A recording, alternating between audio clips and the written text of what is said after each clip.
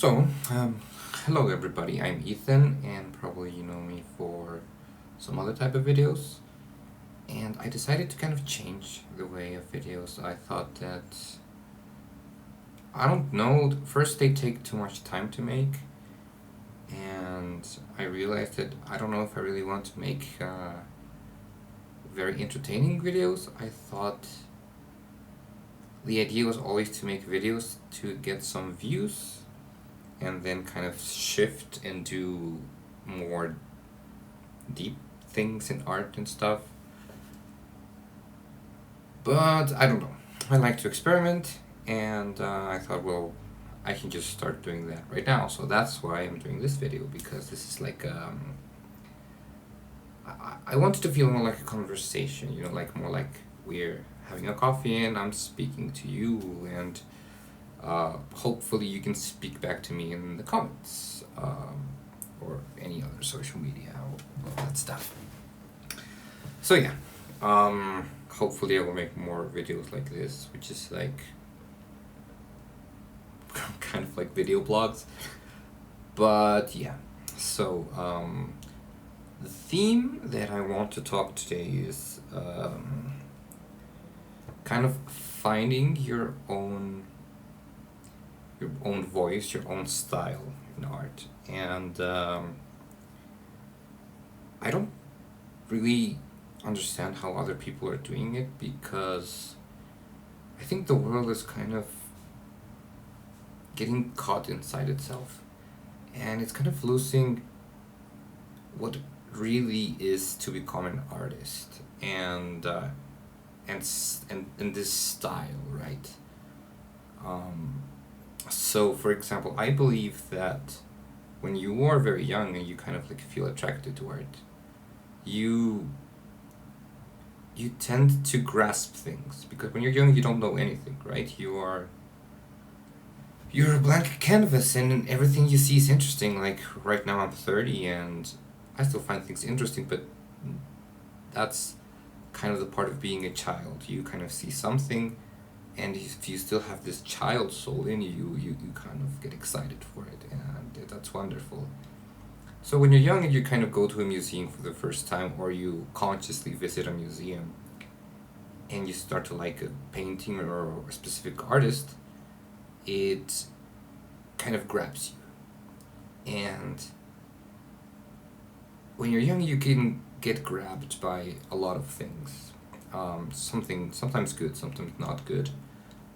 And in an artist's life, I think this is very important, because it's their first moment where they kind of get possessed by the spirit of another artist, and this kind of possessions is what ends up creating their artistic style. So for example, in my experience, I remember that I was very young, and my parents took me to Louvre in Paris, and I was just like, I remember like seeing the white marble statues, and I was amazed, and it kind of stayed with me. And I also remember seeing Salvador Dali's paintings, and this feeling that it takes me to another world, to a world that doesn't exist, the world of dreams. And I've always been a person who dreams a lot, so it really caught me. And it was fascinating, because I felt that I was kind of like a mini Dali when I was young. I was like, yeah, I'm gonna be like him. And so through my art, I started to imitate him. I started to imitate the composition, the colors, kind of the themes, the this abstract way of the surreal way of drawing things. Very expressive, very weird concepts, very long titles, and at that moment I was not, I was not me. I was being possessed by the spirit of Dali in this sense. And that's where I think a lot of artists stay. And I think it's not right. I think a lot of people just really want to become an artist. They want to express themselves, but they get caught or they get possessed by their first pair of artists and something, and they just keep repeating that, and they don't go out from there. Like they don't begin to develop their own style or their own self, their own imagery or their own archetypes or symbols inside their art.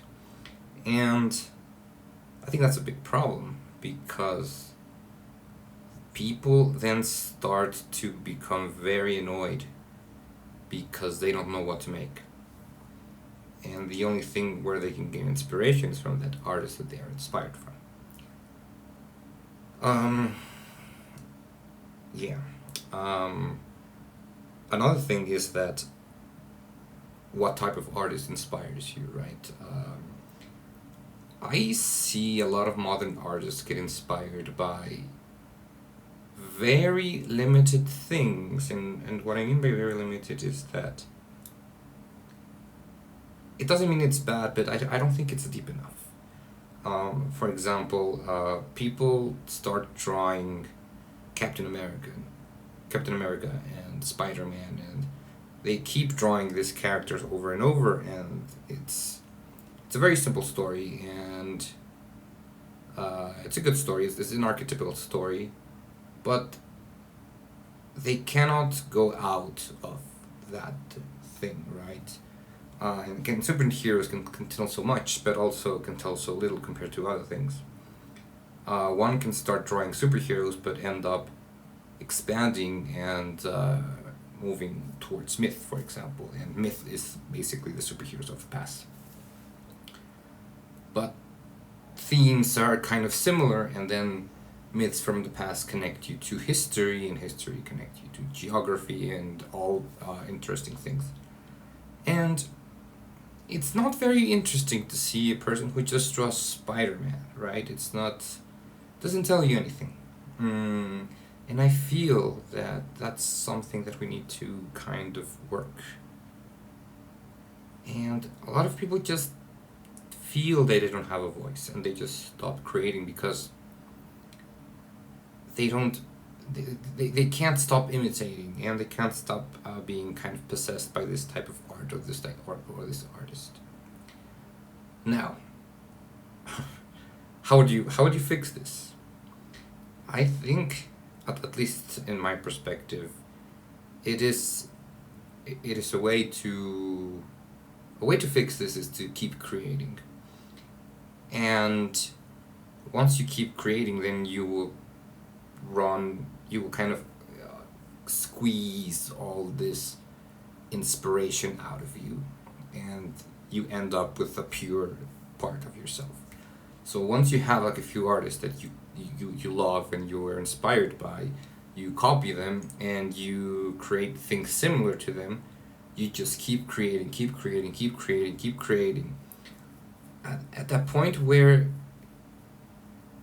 these inspirations, what is useful stays in you, and what is not useful just kind of like gets squeezed away, and you end up with a very pure version of yourself. And when that starts to happen, you start to feel naturally a style. You start to feel that this is what you are, like you already pushed everything that you got inspired by, that you don't need away, and now only the things you really wanted or really needed are there, and yourself.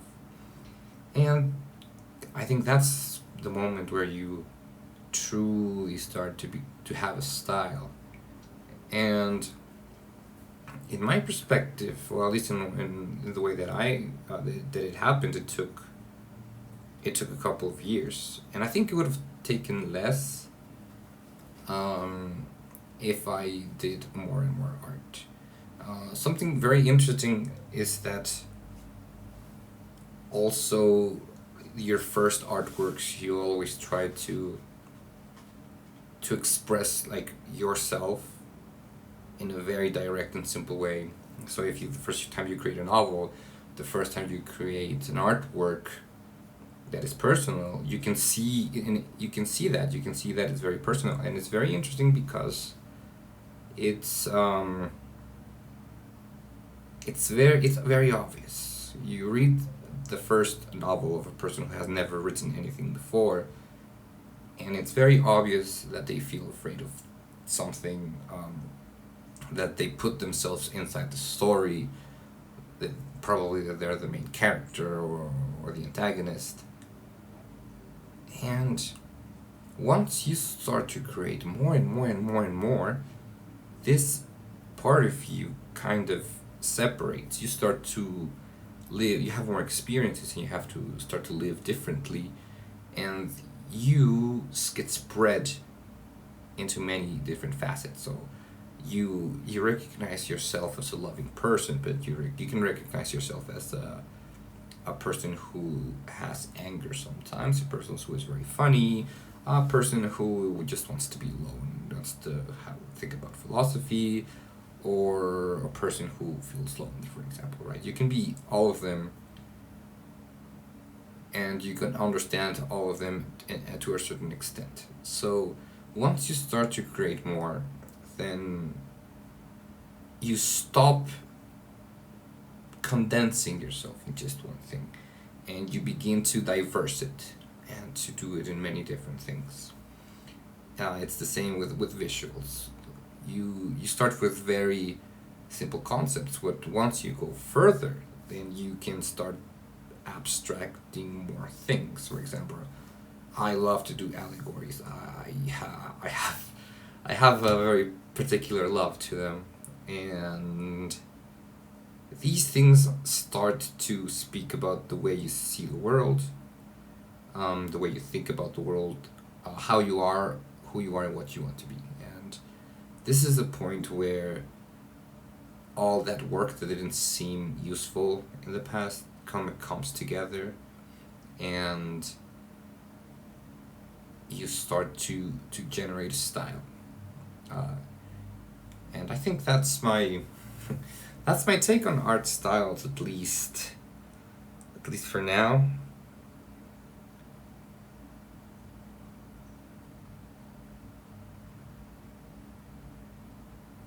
Just checking my notes. Yes, I think that it's what it is. So I don't know what you think. Maybe I missed something. Anyway, bye bye.